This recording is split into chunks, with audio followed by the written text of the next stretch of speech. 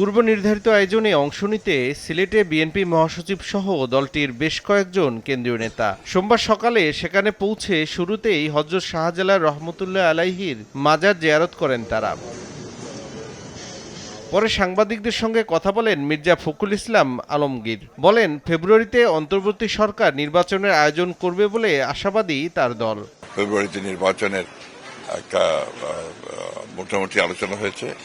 আমরা সবাই আশাবাদী যে এই নির্বাচনের মধ্য দিয়ে দেশ জাতি গণতন্ত্রে ফিরে যাবে এবং জনগণের যে গণতান্ত্রিক অধিকার সেটা প্রতিষ্ঠিত হবে এবং যেটাকে আমরা বলি যে রাইট ট্র্যাকে দেশ উঠবে বলে আমরা বিশ্বাস করি। পরে বিএনপি চেয়ারপারসন বেগম খালেদা জিয়া ও ভারপ্রাপ্ত চেয়ারম্যান তারেক রহমানের রোগ মুক্তি কামনায় বিশেষ দোয়ায় অংশ নেন বিএনপি নেতারা। এ সময় স্থায়ী কমিটির সদস্য মির্জা আব্বাস বলেন, একটি পক্ষ চায় নির্বাচন পেছাতে, আরেক পক্ষ নির্বাচন না করে দীর্ঘদিন ক্ষমতায় থাকতে চায়।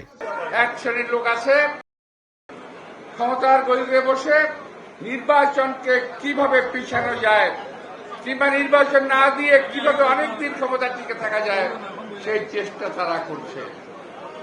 ইনশাআল্লাহ বাংলাদেশের জনগণ 17 বছর যেভাবে আন্দোলন করেছে, দরকার পড়লে আমরা আবারও আন্দোলনে নামবো, কিন্তু এই ষড়যন্ত্রকারীদেরকে আমরা কখনোই বিজয়ী হতে দেব না।